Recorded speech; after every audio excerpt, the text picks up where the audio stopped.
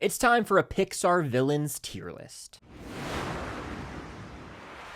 What's going on, guys? I'm Chris, and welcome back to another video. So today I am ranking all of the Pixar movie villains. I don't think I've ever done this on the channel. I looked through the archives. I couldn't find this video, but if I've somehow done this in the past, let me know in the comments down below. It's getting to that point where I've been doing this for a while now.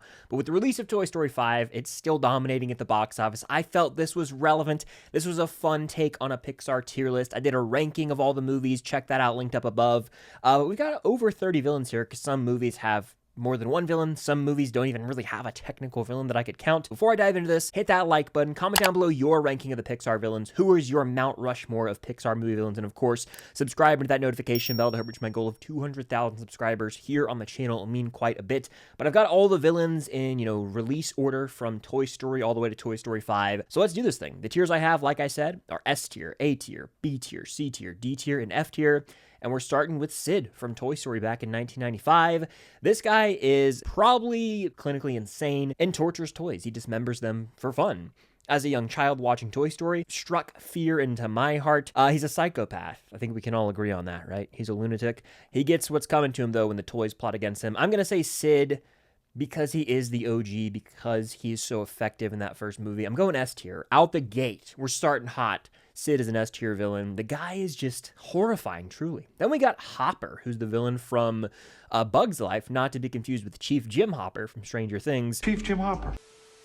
Hopper's your classic villain who wants to kick the little guy while they're down and assert his dominance. He's like A or B tier. Honestly, I think we should all, as a society, put respect on A Bug's Life, and I'm putting Hopper at A tier. He's a very scary villain. The characters are horrified of him. We even get multiple scenes of him, like, kicking it with his other grasshopper buddies, and he asserts his dominance over them, so he is a strong villain in terms of, oh, I'm scared when they're on screen. They have this physical presence that's felt, and they are scary. They have their kryptonite. For him, it's birds, but still, he is very effective in that movie. You need, when you have like a Seven Samurai template, you need a villain like him who's just conventional a little bit, but scary, and I think he does the job well. Then we got Stinky Pete the Prospector from Toy Story 2. Underrated Toy Story villain. He lives his whole life in a box. He's not loved. He's neglected. He is the forgotten toy of the collection, and all he wants is to be sold so that he can be admired and feel appreciated and loved. And he'll do whatever it takes to do that. Because of that, he sort of becomes a straight-up bully in this movie. It's a unique villain for Woody and Buzz and the gang. This is a guy who's a collector's item. So I'm going to say for the Prospector, we'll go like S or A. We're starting out really hot, by the way. Trust me, the other tiers will fill up. I'm going to say he's not the best Toy Story villain. He is still A tier. I'm going top of A tier. There are better Toy Story villains that we'll get to in a second. Then we have Al of Al's Toy Barn, voiced by Wayne Knight. So anytime this man speaks, I literally just hear Newman from Seinfeld, or I guess Dennis Nedry from Jurassic Park. Pick your poison. I'm going probably B tier with him. He's obviously responsible for kidnapping Woody early on, and we get Al's Toy Barn, so he expands the world of Toy Story, honestly. Without him, we wouldn't have the really satisfying cleaning scene of Woody getting a little makeover. He isn't, the most compelling character, but he is iconic for Toy Story, so he's got to be in B tier. Then we have Zurg, similar character in a sense that iconic, not the most depth. You do really get the whole Star Wars parody in the second Toy Story, though, with Buzz and Zurg basically being Vader and Luke. In terms of, like, an actual villain with motivation, C tier. In terms of iconic design, moments in the Toy Story franchise, A tier. Do I go B because of that? I probably do, and I'm honestly admittedly overrating the character. B tier, and really he's carried by the design. He's carried by his iconic moments, so we'll go B tier with Zurg. Then we have Randall from Monsters, Inc. I've always loved this villain. Voiced by Steve Buscemi. He's a slimy little guy, but he doesn't go away. He's like a fly. You gotta swat him, and he's hard to kill. I'm gonna say, honestly, S tier. I mess with Randall. I mess with Randall even over Sid. Randall's like the villain from Monsters, Inc. I know the next one here from the first film is Henry J. Waternoose, who's kind of a reveal villain later on in the film. He's not as good as Randall, though, to me. I'm still going to put Waternoose in, like, B tier. We'll go top of B tier with Waternoose, but Randall's the man when it comes to Monsters, Inc. villains. Then we have Darla, and I put her here because there's not really like a conventional villain in Finding Nemo. I guess you could say the dentist. You could say mine, the birds. I just feel like Darla is the answer here. I mean, you could put Bruce the shark. I don't view him as much of a villain, so I was like, I'll just put Darla. She's a threat to the fish. Fishy! I would say Darla is his C-tier character. Obviously created an iconic moment and a very quotable moment, but Finding Nemo isn't really a movie with conventional villains. Then we have Syndrome from The Incredibles, who basically created a villain template, if you think about it, because Iron Man 3 ripped this off. There are a couple other movies that have gone down this path. It's basically Buddy is this kid who looks up to Mr. Incredible. He wants to be his sidekick.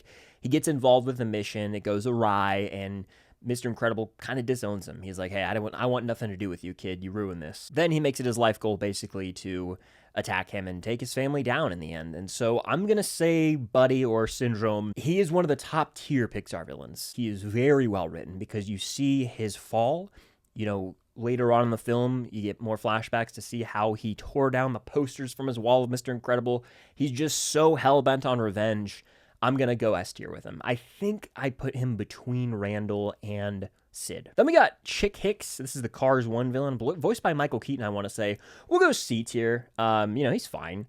I'm not really compelled by any of the Cars villains, honestly. Apparently, people are really, really big into the Cars films. And look, I am not denying their popularity.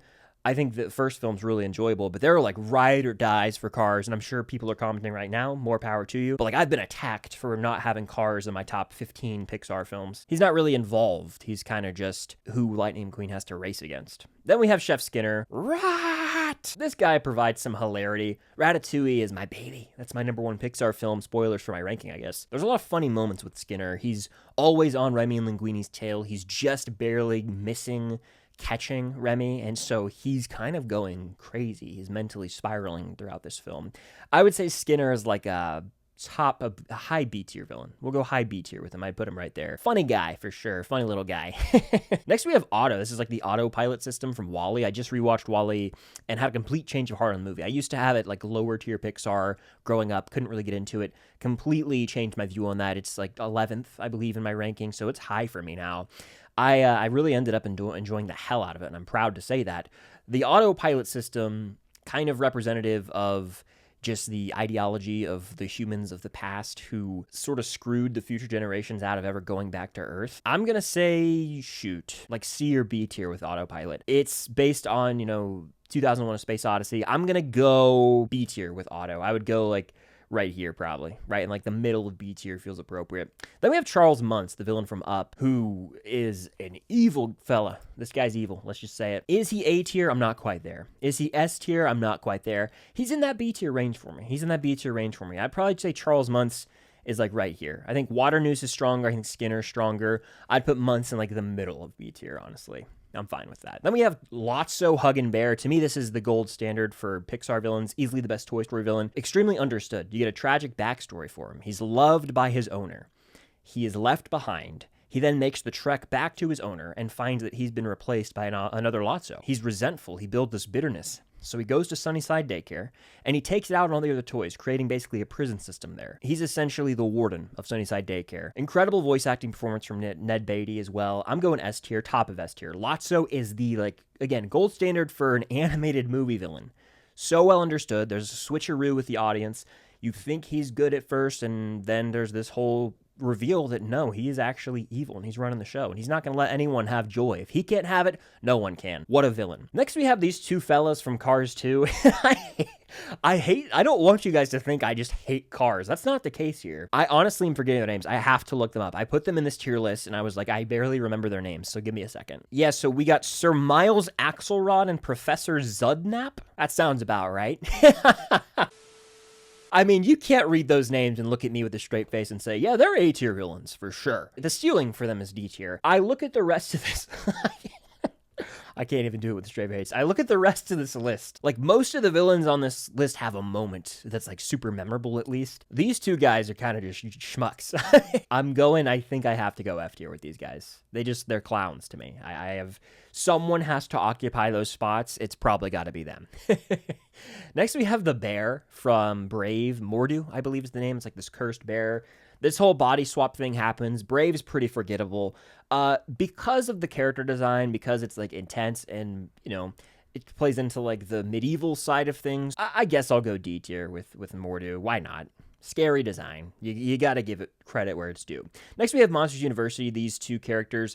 The Dean right here, like not really a conventional villain, but enough of like the Pixar websites classified her as such. So I was like, I'll put her on this list. And then we got this guy, Johnny, who's like sort of the leader of this frat in the movie. I would say he's like a C tier villain, probably like right here. Just like a standard frat bro who's the opposition to Mike and Sully, kind of a typical bully type character, but not much to him. And then with the Dean, I would probably go C tier as well, but I'd put her actually higher. I'd put her like right there because, again, she does seem like she's got it out for Mike for a lot of the movie, but ultimately she does have that change of heart, and she's kind of just being hard for the betterment of him in the end. So I would say C tier for her. Next, we have this guy. I gotta look up his name again. This is Good Dinosaur territory. I can't really stand that movie. This guy's name is Thunderclap. There's another villain on this list too where I'm like, this just feels like an AI name, genuinely. Thunderclap, I'm gonna have to put an F tier. Sorry, Thunder. We'll put you over the two lame Cars villains, but Thunderclap, I think maybe Steve Zahn voices this character. That's the only saving grace, but other than that, I mean, these are the throwaway Pixar villains. And every studio, every franchise has those villains that are just lower. You can't look at me in a straight face and say these are any higher than D tier. Then we have Ernesto de la Cruz. What a villain. One of the best executed twists in all of Pixar is with Ernesto de la Cruz. The guy's a slimeball. He's a scumbag. He's frankly a murderer, objectively. I don't care for him at all. I'm going to have to say he's evil. You'll love to hate him. He's so well written, though. I think Ernesto's like genuinely an S tier villain. I'll say it. I think he's better written than even like Sid from Toy Story. I would put him like right here. I think Ernesto de la Cruz deserves to be in the top tier. Coco, one of Pixar's most beautiful films in terms of animation, representation of culture, brings Dia de los Muertos to life. But Ernesto de la Cruz, shining star in that film.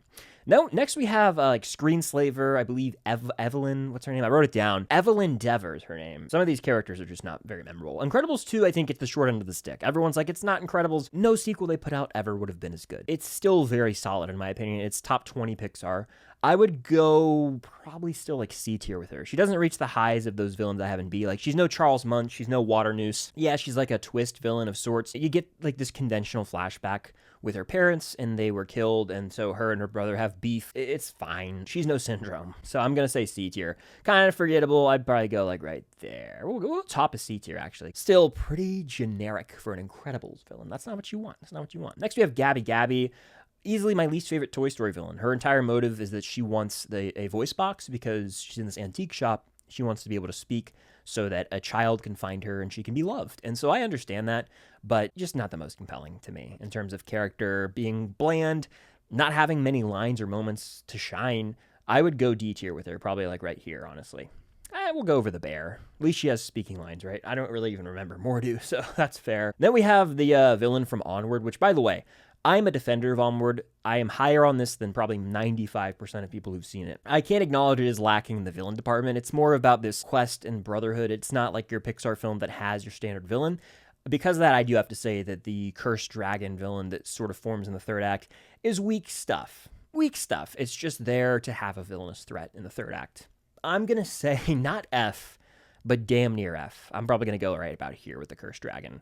Not even the coolest design, too. It's made of, like, I'm pretty sure the school wall or the gym, one of the two, like, breaks down, and that's what we get. So that's not the greatest thing. Then we have Terry from Soul. Another Pixar hot take, apparently. I don't love Soul. I know a lot of people do. It's not as high in my Pixar list. It's never clicked with me the way I've wanted it to. So this character, it just doesn't really mean much to me. Because of that, I would say C or D tier for Terry. Sorry to the Soul diehards out there, but Terry's going like right here. We'll throw him a bone. We'll put him at the top of D tier.